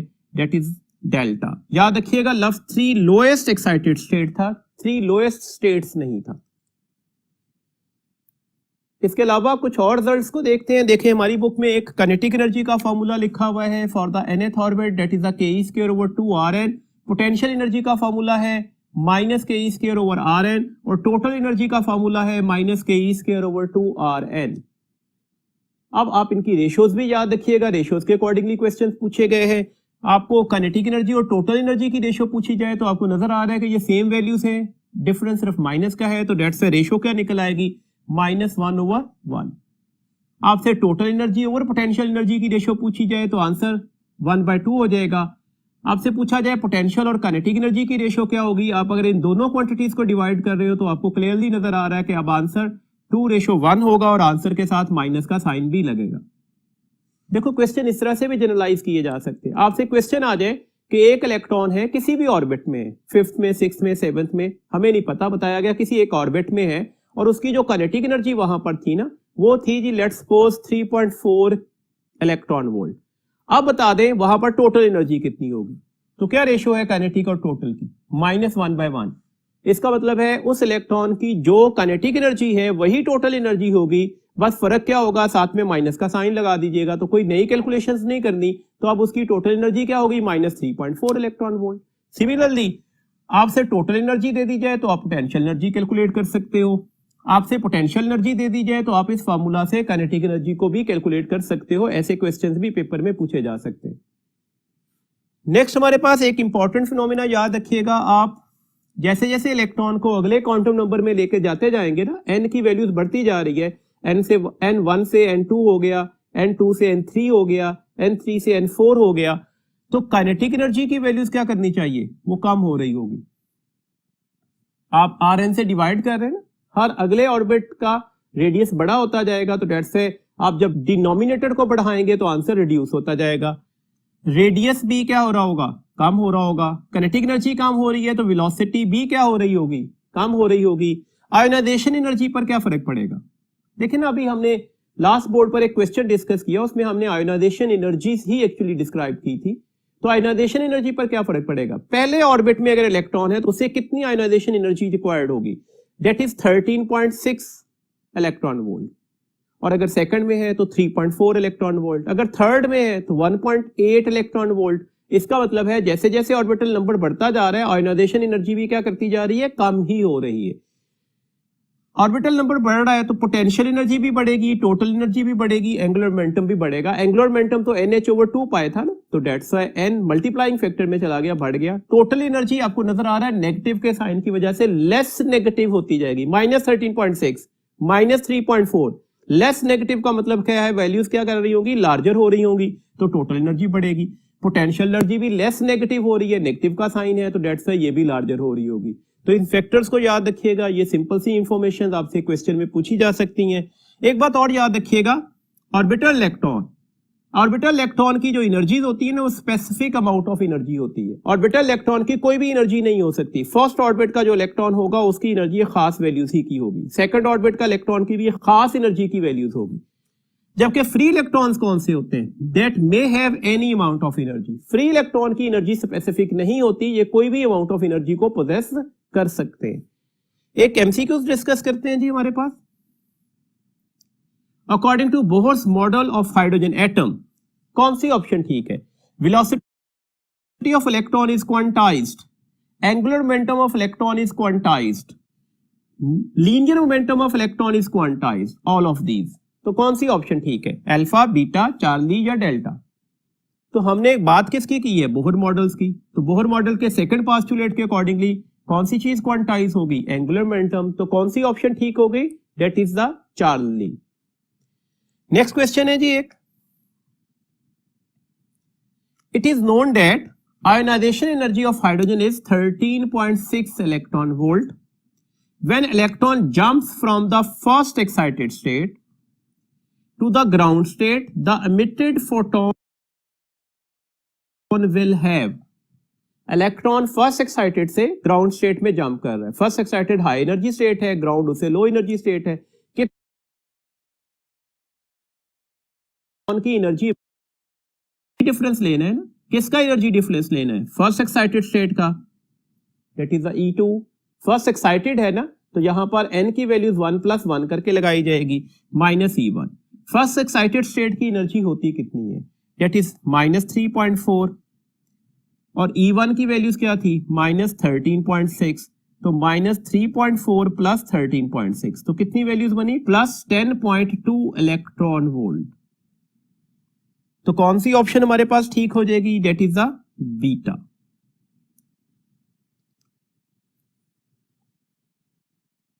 नेक्स्ट हमारे पास है जी inertial transition and characteristics X-ray. अब हम टॉपिक पढ़ रहे हैं एक्सरेज के मतलब, और हमने इनर्शियल ट्रांजिशंस और उसकी कैरेक्टरिस्टिक्स एक्सरे का जो स्पेक्ट्रम होगा उसे डिस्क्राइब करना होगा। सबसे पहले तो हम इंट्रोडक्शन पढ़ते हैं। देखिए ध्यान में रखिएगा कि हमारे पास एक्सरेज को डिस्कवर किसने किया था? रोंटगन ने। डेट से हम इसे रोंटगन रेज भी कहते हैं। कब डिस्कवर किया था? 1895 में। एक्चुअली जन को इसकी नेचर का पता नहीं लगा, डेट से उसने इसे अननोन नेचर एक्स से डिनोट कर दिया। बाद में पता लगा इलेक्ट्रोमैग्नेटिक रेडिएशन का स्पेक्ट्रम है, तो फिर हमने इसके अकॉर्डिंगली इसकी वैल्यूज को डिफाइन भी कर दिया wavelength, frequency and different terms के अंदर। देखिएगा हमारे पास इसकी जो वेवलेंथ है वो किस ऑर्डर में होगी, 10⁻⁻10 मीटर के ऑर्डर में होगी। एक्सरे फोटोन है, इलेक्ट्रोमैग्नेटिक रेडिएशन है, तो इसकी स्पीड क्या होगी, that is exactly the speed of light. और ये हम किस में डिस्कस कर रहे हैं, वैक्यूम में या एयर में। देखिए अगर हम इलेक्ट्रोमैग्नेटिक स्पेक्ट्रम को डिस्कस करते हैं तो रेडियो वेव्स, माइक्रोवेव्स, इंफ्रारेड और ये विजिबल स्पेक्ट्रम है जिसमें red, orange, yellow, green, blue, indigo and violet, ultraviolet, x-rays and gamma rays. आपको पता है ये सारा रीजन इनविजिबल रीजन है, ये रीजन भी इनविजिबल रीजन होगा जबकि ये विजिबल रीजन होता। आपको नजर आ रहा है कि जो एक्सरेज हैं वो अल्ट्रावायलेट और गामा रेज के दरमियान में लाई कर रहे हैं। अगर आप इस स्पेक्ट्रम में लेफ्ट से राइट की साइड पर चलते हैं तो एनर्जी, फ्रीक्वेंसी, मोमेंटम, ये सारी चीजें क्या कर रही होती, इंक्रीज कर रही होती, जबकि वेवलेंथ क्या कर रही होती है, वो डिक्रीज कर रही होती है। कौन सी चीज सेम रहेगी, अभी मैंने बोला स्पीड, स्पीड सबके सब फोटॉन्स की सेम होगी। ये आपने स्पेक्ट्रम को इसके अकॉर्डिंगली याद भी रखना है। इसका मतलब है एक्सरे की एनर्जी अल्ट्रावायलेट से तो ज्यादा होगी, गामा रेज से कम होगी। एक्सरे की वेवलेंथ गामा रेज से निकलेगी लार्जर, जबकि अल्ट्रावायलेट से क्या होगी, वो कम होगी, क्योंकि वेवलेंथ इस ऑर्डर में चलते जाए तो डिक्रीज हो रही होती है। सबसे लोएस्ट वेवलेंथ गामा रेज की होगी, फिर एक्सरेज इससे बड़ी वेवलेंथ रखेंगे, इससे बड़ी वेवलेंथ किसकी होगी, यूवी रेज की। तो दैट्स व्हाई इसके अकॉर्डिंगली आपको ये फीचर्स भी याद होना चाहिए। देखें आपको एक और बात पता होनी चाहिए, एक्सरेज इलेक्ट्रोमैग्नेटिक रेडिएशन है ना, मॉडर्न फिजिक्स में हम पढ़ा है कि रेडिएशंस डुअल नेचर्स में होती हैं, तो यहां पर ये प्रूफ भी हो चुका। जैसे अगर आप याद करके हैं फर्स्ट ईयर, तो हमने एक्सरेज की वेव नेचर कंफर्म की हुई है diffraction of x-rays by crystal से। 19 सेकेंड ईयर में हम कंफर्म कर रहे हैं कि एक्सरेज जो है वो पार्टिकल नेचर में होते हैं, जिसमें हमारे पास जो एक्सपेरिमेंट है कॉम्पटन स्कैटरिंग। तो ये बात याद रखनी है कि किस एक्सपेरिमेंट में एक्सरे वेव नेचर के तौर पर बिहेव करता है, किस एक्सपेरिमेंट में एक्सरे पार्टिकल नेचर के तौर पर बिहेव कर रहा है। एक और इंपॉर्टेंट पॉइंट याद रखिएगा, प्रोडक्शन ऑफ एक्सरेज जो है वो रिवर्स प्रोसेस होता है फोटो इलेक्ट्रिक इफेक्ट का। अब हम चल रहे हैं जी हमारे पास इनर्शियल ट्रांजिशन की साइड पर। देखिए इनर्शियल ट्रांजिशंस क्यों लेने जा रहे हैं, ट्रांजिशंस हम ऑलरेडी इस पूरे चैप्टर में डिस्कस करते आ रहे हैं। अगर ट्रांजिशन आएंगी, इलेक्ट्रॉन हाई एनर्जी स्टेट से लो एनर्जी स्टेट में जंप करेगा, तो जितना एनर्जी स्टेट के दरमियान डिफरेंस है diffraction of x-rays by crystal से। 19 सेकेंड ईयर में हम कंफर्म कर रहे हैं कि एक्सरेज जो है वो पार्टिकल नेचर में होते हैं, जिसमें हमारे पास जो एक्सपेरिमेंट है कॉम्पटन स्कैटरिंग। तो ये बात याद रखनी है कि किस एक्सपेरिमेंट में एक्सरे वेव नेचर के तौर पर बिहेव करता है, किस एक्सपेरिमेंट में एक्सरे पार्टिकल नेचर के तौर पर बिहेव कर रहा है। एक और इंपॉर्टेंट पॉइंट याद रखिएगा, प्रोडक्शन ऑफ एक्सरेज जो है वो रिवर्स प्रोसेस होता है फोटो इलेक्ट्रिक इफेक्ट का। अब हम चल रहे हैं जी हमारे पास इनर्शियल ट्रांजिशन की साइड पर। देखिए इनर्शियल ट्रांजिशंस क्यों लेने जा रहे हैं, ट्रांजिशंस हम ऑलरेडी इस पूरे चैप्टर में डिस्कस करते आ रहे हैं। अगर ट्रांजिशन आएंगी, इलेक्ट्रॉन हाई एनर्जी स्टेट से लो एनर्जी स्टेट में जंप करेगा, तो जितना एनर्जी स्टेट के दरमियान डिफरेंस होगा उसमें ये फोटोन ही है। एक्सरेज एमिट करवाना है, तो एक्सरेज एमिट करवाने के लिए क्या करना पड़ेगा, देखें हमारे पास एक्चुअली लाइट एटम्स के अंदर ना स्मॉल एनर्जी डिफरेंस होता है between the energy levels, that's why ये एक्सरेज को एमिट नहीं कर सकते। जैसे अभी हमने हाइड्रोजन एटम को डिस्कस किया, मैक्सिमम एनर्जी कौन सी एमिट हुई थी, अल्ट्रावायलेट, लाइमन सीरीज में जाकर। तो अब हमें अगर एक्सरेज लेना है, क्योंकि एक्सरेज की एनर्जी अल्ट्रावायलेट से भी ज्यादा है, तो अगर हमें एक्सरेज एमिट करवाना है तो अब हमें क्या चाहिए होंगे, अभी हमें हैवी एटम्स या हैवी मेटल्स चाहिए होंगे लाइक टंगस्टन। वजह क्या है, क्योंकि अब इनके दरमियान जो एनर्जी डिफरेंस बनता है ना इन एनर्जी लेवल्स के दरमियान, that is comparable to the x-rays. तो दैट्स व्हाई यहां से हम एक्सरेज को एमिट करवा सकते हैं। हम इनिशियली क्यों बोल रहे हैं, देखिए अभी हाइड्रोजन एटम को हमने डिस्कस किया, सबसे बड़ी एनर्जी का फोटोन कब निकलेगा, जब हमने कहा लाइमन सीरीज होगी। लाइमन सीरीज में टर्मिनेशन कहां पर होती है, एनर्जी स्टेट नंबर 1 में। जितना क्लोजेस्ट टू द न्यूक्लियस आप टर्मिनेशन करवा रहे हैं ट्रांजिशंस की, उतना हाईएस्ट एनर्जी का फोटोन निकलता है। तो दैट्स व्हाई हमें इनिशियल ट्रांजिशंस चाहिए होगी किसकी? हैवी मेटल्स की। अब हैवी मेटल्स में होता क्या है? न्यूक्लियस है हैवी किसी भी मेटल्स का या एटम का, उसके आगे कोसेंट्रिक शेल्स होते हैं, जैसे K है, L है, M है और N है। ये सारे के सारे शेल जो हैं वो कोसेंट्रिक्स होते हैं। अब देखें हमने करना क्या है, किसी एक इलेक्ट्रॉन को नॉकआउट करवाना है और लाजमी तौर पर ये कौन सा इलेक्ट्रॉन होगा? इनर शेल वाला। तो ऑटोमेटिकली इसे एनर्जी देंगे तो ये नॉकआउट होगा। एनर्जी देने का तरीकेकार क्या है? आप इसको कैसे एनर्जी दे सकते हो? आप इसे प्रोवाइड कर सकते हो हीट, और जब भी आप मेटल को हीट अप करेंगे तो आप इसे एनर्जी दे रहे होंगे। लेकिन क्या हीट इतनी बड़ी हम दे सकते हैं कि हम यहां पर एक्सरेज अमाउंट की एनर्जी इमिट कर सके? ऑब्वियसली ये पॉसिबल नहीं है। तो दैट्स व्हाई अब हमें क्या करना होगा, हमें इसको कोलिजन करवाना है किसी भी फास्ट मूविंग इलेक्ट्रॉन से जो काफी बड़े पोटेंशियल डिफरेंस से आ रहा होगा। और दैट्स व्हाई जब पोटेंशियल डिफरेंस बहुत बड़ा होगा तो उसकी पेनिट्रेशन ज्यादा होती जाएगी। दैट्स व्हाई वो शील्डिंग इलेक्ट्रॉन से मूव करता हुआ, ज्यादा पेनिट्रेट करता हुआ जाकर के शेल के इलेक्ट्रॉन को हिट करेगा और उसे नॉकआउट करवा देगा। और जब ये नॉकआउट करेगा तो यहां पर जो ट्रांजिशंस टेक प्लेस करेंगी वो किस रेंज में चली जाएंगी? वो एक्स-रेज रेंज में चली जाएंगी। अब इसको फर्दर डिस्कस करते हैं जी। अब हम डिस्कस कर रहे हैं प्रोडक्शन ऑफ एक्सरेज को। प्रोडक्शन ऑफ एक्सरेज के लिए जो ट्यूब हम यूज करते हैं उसे हम कॉलेज ट्यूब बोलते हैं। कॉलेज ट्यूब के कुछ फंक्शंस, कुछ इंपॉर्टेंट पार्ट्स याद रखिएगा, एमसीक्यूज में पूछे जा सकते हैं। हमारे पास ये हाई वैक्यूम ट्यूब है। इसमें होता क्या है कि हम प्रोड्यूस करते हैं, इस हीटिंग इफेक्ट से हम हीट अप कर रहे हैं कैथोड को।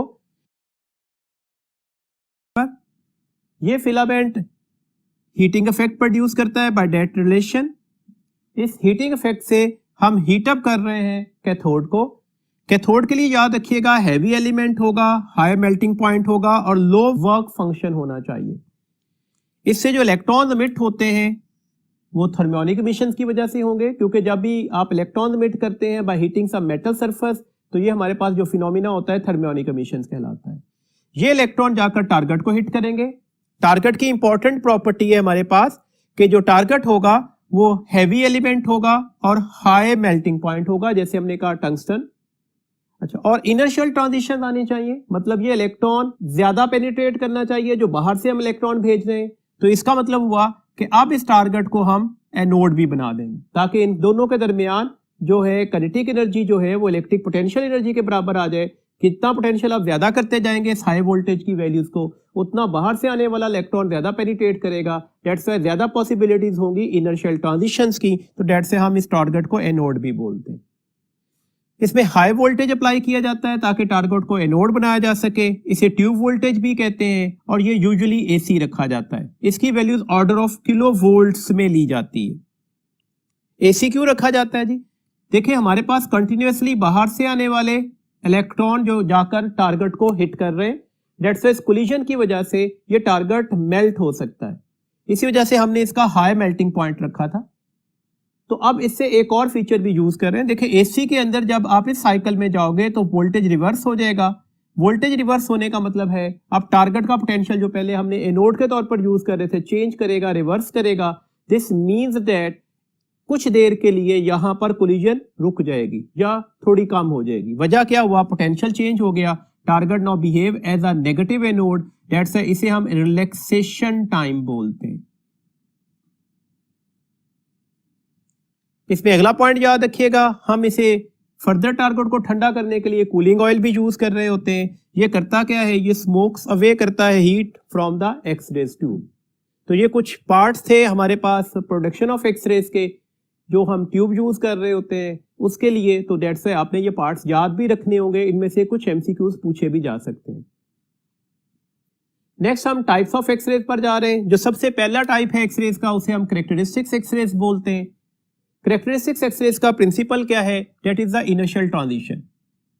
इनर्शियल ट्रांजिशन कैसे आएगी? लेट्स सपोज यहां पर एक इलेक्ट्रॉन है के शेल में, हम इसे नॉकआउट करवाते हैं। नॉकआउट करवाने के लिए हम बाहर से एक हाईली एक्सीलरेटेड इलेक्ट्रॉन इसकी साइड पर भेजते हैं। ये इलेक्ट्रॉन जब इससे कोलाइड करेगा तो कोलाइड करके इसे नॉकआउट करेगा। वैकेंसी क्रिएट होगी के शेल में। बिस्मिल्लाहिर्रहमानिर्रहीम। अस्सलाम वालेकुम स्टूडेंट्स, मैं हूं अर्शद। टारगेट की इंपॉर्टेंट प्रॉपर्टी है हमारे पास कि जो टारगेट होगा वो हैवी एलिमेंट होगा और हाई मेल्टिंग पॉइंट होगा, जैसे हमने कहा टंगस्टन। अच्छा, और इनर्शियल ट्रांजिशन आनी चाहिए, मतलब ये इलेक्ट्रॉन ज्यादा पेनिट्रेट करना चाहिए जो बाहर से हम इलेक्ट्रॉन भेज रहे हैं। तो इसका मतलब हुआ कि अब इस टारगेट को हम एनोड भी बना देंगे ताकि इन दोनों के दरमियान जो है काइनेटिक एनर्जी जो है वो इलेक्ट्रिक पोटेंशियल एनर्जी के बराबर आ जाए। कितना पोटेंशियल आप ज्यादा करते जाएंगे इस हाई वोल्टेज की वैल्यूज को, उतना बाहर से आने वाला इलेक्ट्रॉन ज्यादा पेनिट्रेट करेगा। दैट्स व्हाई ज्यादा पॉसिबिलिटीज होंगी इनर्शियल ट्रांजिशंस की। तो दैट से हम इस टारगेट को एनोड भी बोलते हैं। इसमें हाई वोल्टेज अप्लाई किया जाता है ताकि टारगेट को एनोड बनाया जा सके। इसे ट्यूब वोल्टेज भी कहते हैं और ये यूजुअली एसी रखा जाता है। इसकी values order of kilo volts में ली जाती है। एसी क्यों रखा जाता है जी? देखिए, हमारे पास कंटिन्यूअसली बाहर से आने वाले इलेक्ट्रॉन जो जाकर टारगेट को हिट कर रहे हैं, दैट्स व्हाई कोलिजन की वजह से ये टारगेट मेल्ट हो सकता है। इसी वजह से हमने इसका हाई मेल्टिंग पॉइंट रखा था। तो अब इससे एक और फीचर भी यूज कर रहे हैं। देखिए, एसी के अंदर जब आप इस साइकिल में जाओगे तो वोल्टेज रिवर्स हो जाएगा। वोल्टेज रिवर्स होने का मतलब है अब टारगेट का पोटेंशियल जो पहले हमने एनोड के तौर पर यूज कर रहे थे चेंज करेगा, रिवर्स करेगा। दिस मींस दैट कुछ देर के लिए यहां पर कोलिजन रुक जाएगी या थोड़ी कम हो जाएगी। वजह क्या हुआ? पोटेंशियल चेंज हो गया। Target now behave as a negative anode, that's इसे हम रिलैक्सेशन टाइम बोलते हैं। इसमें अगला पॉइंट याद रखिएगा, हम इसे फर्दर टारगेट को ठंडा करने के लिए कूलिंग ऑयल भी यूज कर रहे होते हैं। ये करता क्या है? ये स्मोक्स अवे करता है heat from the x-rays tube. तो ये कुछ पार्ट्स थे हमारे पास प्रोडक्शन ऑफ एक्सरेज के जो हम ट्यूब यूज कर रहे होते हैं उसके लिए। तो दैट्स व्हाई आपने ये पार्ट्स याद भी रखने होंगे। इनमें से कुछ एमसीक्यूज पूछे भी जा सकते हैं। नेक्स्ट हम टाइप्स ऑफ एक्सरेज पर जा रहे हैं। जो सबसे पहला टाइप है एक्सरेज का उसे हम कैरेक्टरिस्टिक्स एक्सरेज बोलते हैं। कैरेक्टरिस्टिक्स एक्सरेज का प्रिंसिपल क्या है? That is the inertial transition. Inertial transition कैसे आएगी? लेट्स सपोज यहां पर एक इलेक्ट्रॉन है के शेल में, हम इसे नॉकआउट करवाते हैं। नॉकआउट करवाने के लिए हम बाहर से एक हाईली एक्सीलरेटेड इलेक्ट्रॉन इसकी साइड पर भेजते हैं। ये इलेक्ट्रॉन जब इससे कोलाइड करेगा तो कोलाइड करके इसे नॉकआउट करेगा, वैकेंसी क्रिएट होगी के शेल में। दैट्स व्हाई अब इस वैकेंसी को फिल करें और वहां से जो एक्सरेज निकलेंगे उसे हम कैरेक्टरिस्टिक्स एक्सरे बोलेंगे। इसमें एक्सरेज जो निकलते हैं उसमें के सीरीज के एक्सरेज भी निकल सकते हैं। के सीरीज के एक्सरेज कब निकलेंगे? जब electron from the K shell is knockout and its vacancy is filled by the electron of some higher shell. Possibilities क्या हो सकती है? लेट्स सपोज यहां पर वैकेंसी आ गई, एल का एक इलेक्ट्रॉन इस वैकेंसी को फिल करने के लिए आएगा, तो यहां से जो एक्सरेज निकलेगा उसे हम बोलेंगे कि ये हमारे पास के अल्फा एक्सरेज है। अब के अल्फा एक्सरेज की एनर्जी किसके बराबर होगी? तो इसकी एनर्जी अगर हम लिखते हैं के alpha, third postulate of bore atomic model में कि यहां पर हमारे पास जितना एनर्जी डिफरेंस होगा बिटवीन द टू शेल्स, तो कितना एनर्जी डिफरेंस है? ई एल माइनस ई के। देखिए, इक्वेशन लिखना मुश्किल नहीं है। के अल्फा, के जहां पर टर्मिनेशन हो रही है, अल्फा जितने शेल छोड़कर टर्मिनेशन होगी, alpha stand for very next shell से ये आकर ट्रांजिशन टर्मिनेट करेगी। तो डेट से हमने लिखा ई एल माइनस ई के। पॉसिबिलिटी ये भी हो सकती थी कि एम का एक इलेक्ट्रॉन आकर इसे फिल करता। अब निकलने वाला जो फोटोन होगा उसे हम के बीटा एक्सरेज बोलेंगे। के बीटा की एनर्जी किसके बराबर होनी चाहिए? दैट इज द ई के पर तो टर्मिनेशन हो रही है। कहां से? इलेक्ट्रॉन जंप करेगा एक शेल के बाद, के बाद अगला शेल क्या था? एल। इसमें से इलेक्ट्रॉन नहीं आ रहा, बीटा आपको लीड कर रहा है, तो एल की बजाय अगला इलेक्ट्रॉन किस ऑर्बिट से है? एम से, तो एम से इलेक्ट्रॉन आएगा, तो डेट्स है ई एम माइनस ई के।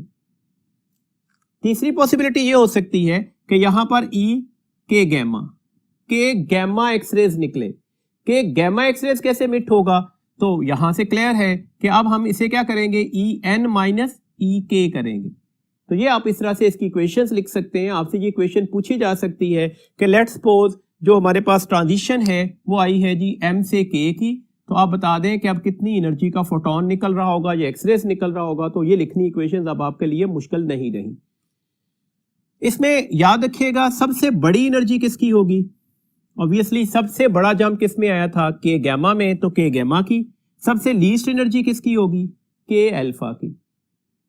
तो वेवलेंथ सबसे बड़ी किसकी होगी? एनर्जी और वेवलेंथ में इनवर्स रिलेशन होता है, तो डेट से के अल्फा की वेवलेंथ सबसे बड़ी होगी। जबकि के गैमा की वेवलेंथ सबसे लीस्ट वैल्यूज में निकलेगी।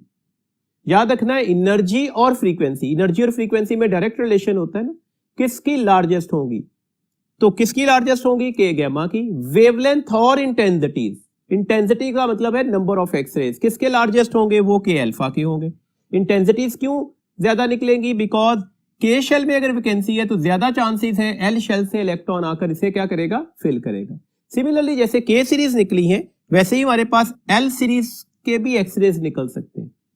एल सीरीज के एक्सरेज कैसे निकलेंगे, लेट्स सपोज एल से एक इलेक्ट्रॉन आया, के शेल को फिल कर दिया, तो अब वैकेंसी कहां पर आ गई, एल में। तो पॉसिबिलिटी है कि अब एम से एक इलेक्ट्रॉन आए और इस वैकेंसी को फिल कर दे। अब निकलने वाला जो एक्सरेज होगा, जो फोटोन होगा, वो एल सीरीज का होगा। तो अब देखें, अब जो फोटोन निकला उसे हमने बोला ई एल अल्फा, इसकी एनर्जी किसके बराबर होगी, तो किसके बराबर होनी चाहिए, एल से अगला शेल क्या है, M, E M minus E L के बराबर होनी चाहिए। पॉसिबिलिटी ये भी हो सकती थी कि एन शेल से इलेक्ट्रॉन आता और वो एन शेल की वैकेंसी को फिल कर देता। अब निकलने वाला एक्सरे क्या कहलाता है, एल बीटा एक्सरेज, इसकी एनर्जी किसके बराबर निकलनी चाहिए थी, that is the E N minus the E N. तो डेट्स वाई अगर आप एक के शेल से नॉकआउट करते हैं तो वो सीरीज आगे फिर कंटिन्यू चलती जाएगी। अब अगली बात याद रखिएगा, जो कैरेक्टरिस्टिक्स एक्सरेज होते हैं इनकी जो प्रॉपर्टीज होती हैं, प्रॉपर्टीज का मतलब एनर्जी, फ्रीक्वेंसी और wavelength, only depends upon the nature of the target material. तो कैरेक्टरिस्टिक्स एक्सरेज की एनर्जी सिर्फ एक चीज पर डिपेंड करेगी, that is the target material. Important point है, इंपॉर्टेंट एमसीक्यूज है, ये आपने याद रखना होगा। नेक्स्ट पॉइंट ध्यान में रखिएगा कि ये जो एक्सरेज होंगे इनका जो स्पेक्ट्रम बनेगा उसे हम डिस्क्रीट स्पेक्ट्रम भी कहते हैं और इसे लाइन स्पेक्ट्रम भी बोला जाता है। जो सेकंड टाइप के एक्सरेज हैं उसे हम कॉन्टिन्यूअस एक्सरेज बोलते हैं, that is produced due to the bremsstrahlung और ब्रेकिंग रेडिएशंस। वजह क्या है जी, a fast moving electron bombarded, हमने ऐसे किया कि थोड़ से निकलने वाले इलेक्ट्रॉन्स को बम्बार्ड किया था टारगेट के ऊपर, they suddenly slow down on impact, ये स्लो डाउन हो गए जब टारगेट को हिट करेंगे जाकर। तो स्लो डाउन होने की वजह से यहां पर डीएक्सेलेशन आएगा और हम 16 चैप्टर से पढ़ते आ रहे हैं कि एक्सेलेटेड चार्ज पार्टिकल भी रेडिएशन स्पेक्ट्रम है, ये एक्सरे रेंज में जा सकता है।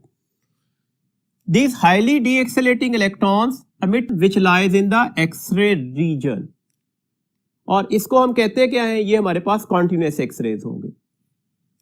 अब देखिएगा एक इंपॉर्टेंट पॉइंट है, एक इंपॉर्टेंट इसमें इक्वेशन है, वो याद रखनी है। इक्वेशन जनरलाइज नहीं है, इक्वेशन हम एक खास स्पेसिफिक कंडीशन के लिए लगा रहे हैं। If incoming electron loses all of its energy in its first collision, अगर वो अपने पहले कोलिजन पर सारी की सारी एनर्जी जाया कर दे तो ऑब्वियसली अब सारी की सारी एनर्जी ऑफ इलेक्ट्रॉन किस में कन्वर्ट हो जाएगी, एक्सरेज में।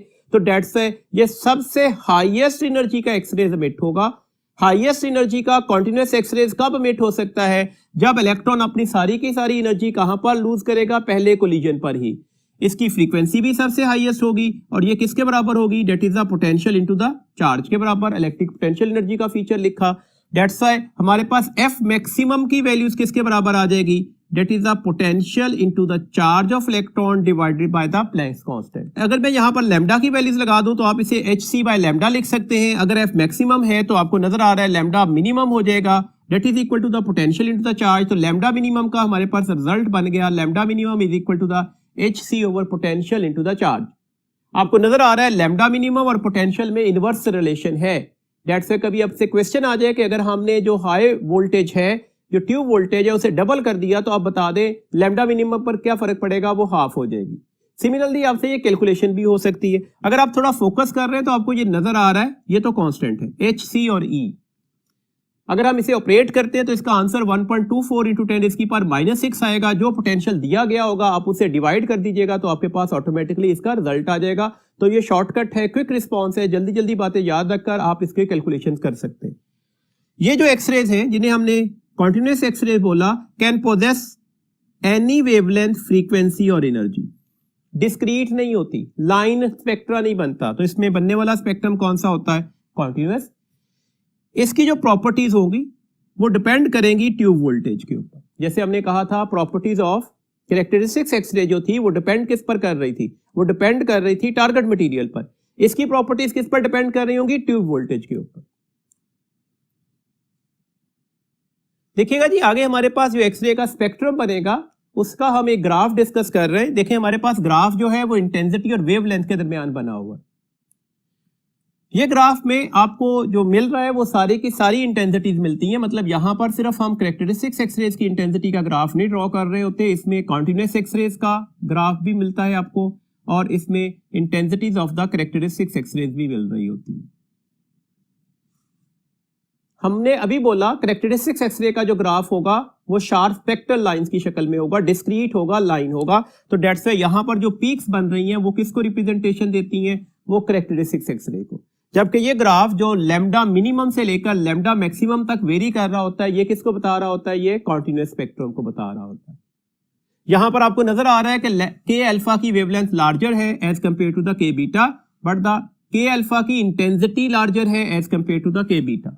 के गामा की इंटेंसिटी इतनी कम होती है कि जनरली आमतौर पर हम उसे ग्राफ पर रिप्रेजेंट नहीं कर रहे होते।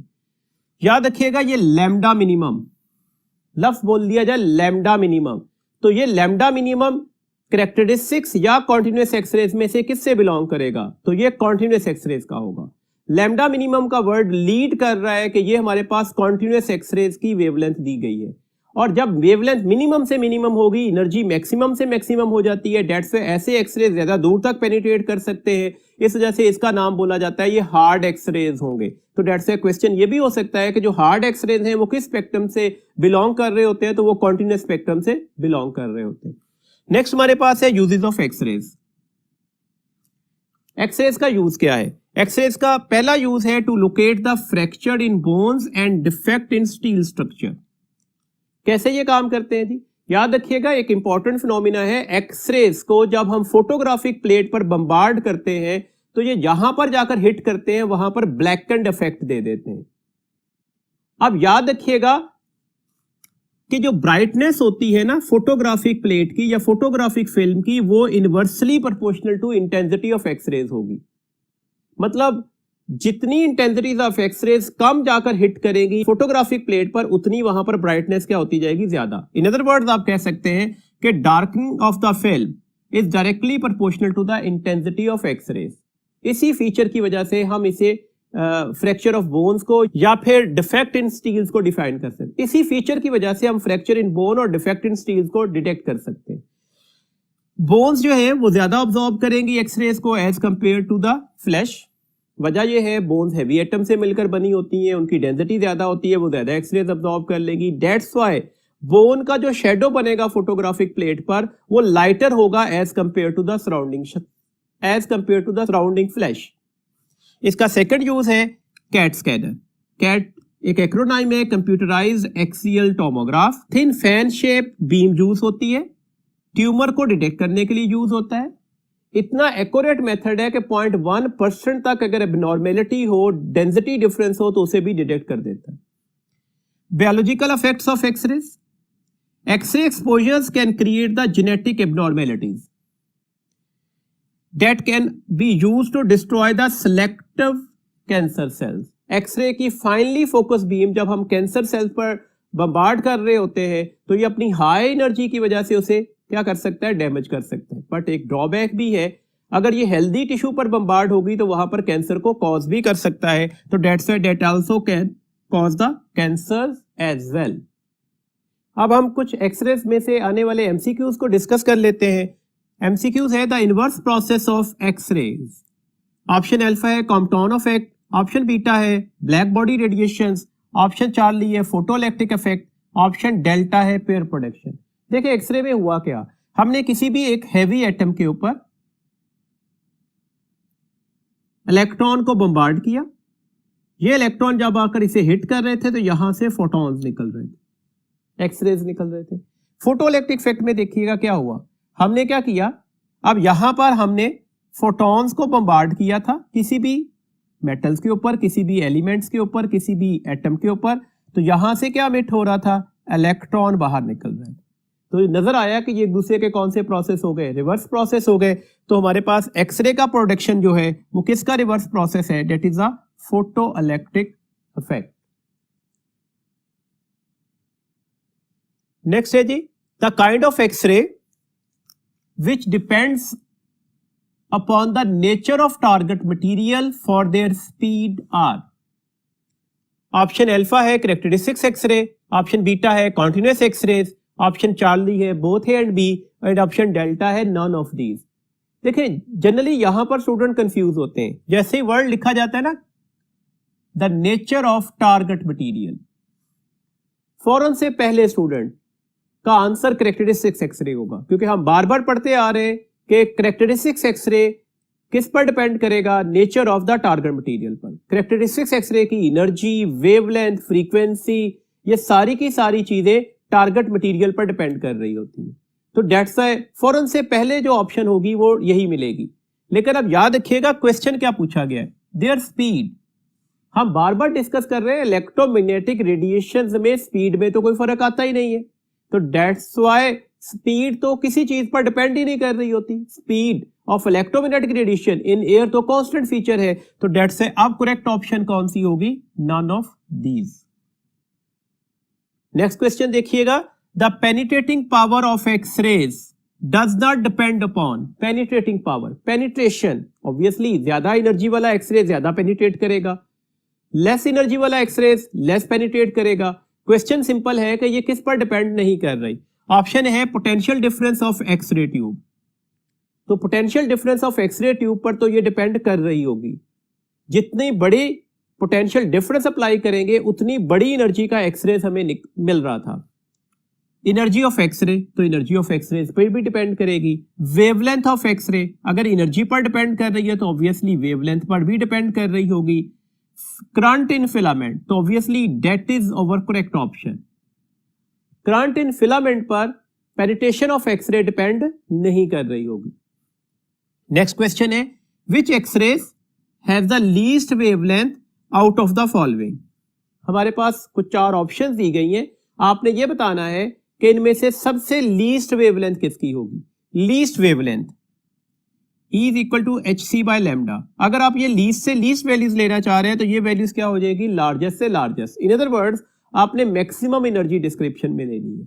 देखें के अल्फा, के beta, L alpha, L beta, अगर के और एल का कंपैरिजन होगा तो हमारे पास जो के सीरीज के निकलने वाली जो एक्सरेज की लीस्ट से लीस्ट एनर्जी जो है वो एल सीरीज से निकलने वाले एक्सरेज की हाईएस्ट से हाईएस्ट एनर्जी से भी लार्जेस्ट निकलेगी। दिस मींस दैट यहां पर हमारे पास अब हमने फोकस सिर्फ के ऊपर ही करना होगा। के अल्फा और के बीटा में ज्यादा बड़ी एनर्जी किसकी होगी, ऑटोमेटिकली के बीटा की। अगर एनर्जी के बीटा की लार्जर है तो वेवलेंथ किसकी कम निकलेगी, के बीटा की। तो हमारे पास इस वक्त जो ऑप्शन होगी वो के बीटा होगी, तो K beta is our correct option. जी अब हम कुछ पास्ट पेपर एमसीक्यूज को डिस्कस करते हैं ताकि हमें आइडिया हो कि इस चैप्टर में से कैसे क्वेश्चन पेपर में पूछे जा सकते हैं। क्वेश्चन है, the hardest photon coming out from the Coolidge tube belongs to. जो हार्डेस्ट फोटोन है वो किससे बिलोंग करेगा। ऑप्शन अल्फा है कैरेक्टरिस्टिक्स एक्सरे, ऑप्शन बीटा है कॉन्टिन्यूस एक्सरेज, ऑप्शन चार्ली है both A and B, and option delta है none of these. तो हम अच्छी तरह से पढ़ा है, हार्डेस्ट फोटोन मतलब लैम्डा मिनिमम, और जो लैम्डा मिनिमम है वो बिलोंग कर रही थी कॉन्टिन्यूस एक्सरे से, तो करेक्ट ऑप्शन कौन सी होगी, बीटा। नेक्स्ट क्वेश्चन है जी, which of the following X-rays has largest intensity. किस एक्सरेज की इंटेंसिटी लार्जेस्ट होगी। तो लार्जेस्ट इंटेंसिटीज किसके एक्सरे की होगी, तो लार्जेस्ट इंटेंसिटीज के लिए हम कहते हैं कि सबसे बड़ी इंटेंसिटी जो है वो के अल्फा से बिलोंग कर रही होती है, तो डेट्स है के अल्फा। नेक्स्ट क्वेश्चन है, ionization of hydrogen atom is equal to. Ionization बतानी है हाइड्रोजन एटम की कितनी होगी। आयोनाइजेशन का मतलब क्या है, हमें E infinity minus the E ground state लेनी है। E इंफिनिटी 0 होगी, ग्राउंड स्टेट में माइनस 13.6 इलेक्ट्रॉन वोल्ट थे, तो आंसर 13.6 इलेक्ट्रॉन वोल्ट निकल आएगा। तो कौन सी करेक्ट ऑप्शन होगी, that is the alpha. Which of the following graph represents the output of an X-ray tube? हमने एक्सरे ट्यूब की जो आउटपुट है वो बतानी है कि किस ग्राफ से बेस्ट रिप्रेजेंट की जा सकती है। इंटेंसिटी और वेवलेंथ के दरमियान ग्राफ बना हुआ है, तो इंटेंसिटी और वेवलेंथ का ग्राफ हमारी बुक में बना हुआ है, जिसमें हम कहते हैं कि लैम्डा मिनिमम से स्टार्ट लेंगे, फिर कुछ पीक्स आएंगी, पीक कैरेक्टरिस्टिक्स एक्सरेज को बता रही होंगी, तो उसके बाद वो लैम्डा मैक्सिमम तक ग्राफ कंटिन्यू करेगा। तो डेट्स है इस वक्त हमें नजर आ रही है the best option is the alpha. Question है जी, the continuous spectrum in X-rays is formed due to the continuous spectrum. हमारे पास पहली ऑप्शन है कैरेक्टरिस्टिक्स एक्सरेज, दूसरी ऑप्शन है कॉन्टिन्यूस एक्सरेज, तीसरी ऑप्शन है सॉफ्ट एक्सरेज और फोर्थ ऑप्शन है हार्ड एक्सरेज। तो कॉन्टिन्यूस स्पेक्ट्रम जो है वो कॉन्टिन्यूस एक्सरेज का होगा, तो डेट्स वाई हमारे पास कॉन्टिन्यूस एक्सरेज से बनने वाला स्पेक्ट्रम कॉन्टिन्यूस होता है, कैरेक्टरिस्टिक्स एक्सरे से बनने वाला स्पेक्ट्रम लाइन होता है। सॉफ्ट एंड हार्ड जो है वो एक्चुअली पेनिट्रेशन के अकॉर्डिंगली है। हार्ड एक्सरेज का मतलब होगा जो ज्यादा पेनिट्रेट करेंगे, सॉफ्ट एक्सरेज का मतलब होगा जो लीस्ट एनर्जी के होंगे, जिनकी पेनिट्रेशन कम से कम होगी। Wavelength of gamma rays is, gamma ray की जो वेवलेंथ है उसका एक्सरे से कंपैरिजन किया गया। इलेक्ट्रोमैग्नेटिक रेडिएशन का स्पेक्ट्रम ध्यान में रखिएगा, तो हमें पता है कि गैमा रे की वेवलेंथ जो है वो लेस होती है as compare to the X rays. तो कौन सी ऑप्शन ठीक होगी? Equal to X rays, larger than X rays या शॉर्टर देन एक्स रेज। तो ऑटोमेटिकली कौन सी ऑप्शन ठीक होगी जी? Shorter than X rays. एक बात और भी याद रखिएगा, हमारे पास एक्स रेज और गैमा रेज में जो डिफरेंस है वो इनकी प्रोडक्शन का है।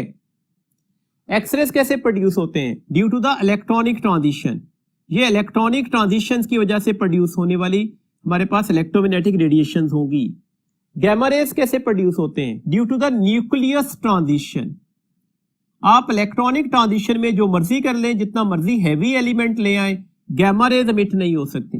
गैमा रेज एमिट होने के लिए हमें न्यूक्लियस ट्रांजिशन चाहिए होगी। ये था जी आखिरी पॉइंट आज के लेक्चर का। इन तमाम पॉइंट्स को, तमाम फार्मूलाज को, तमाम कॉन्सेप्ट्स को अच्छी तरह से ध्यान में रखिएगा ताकि इनमें से आने वाले क्वेश्चन को आप आसानी से सॉल्व कर सकें। अपना बहुत ख्याल रखिएगा। अल्लाह हाफिज।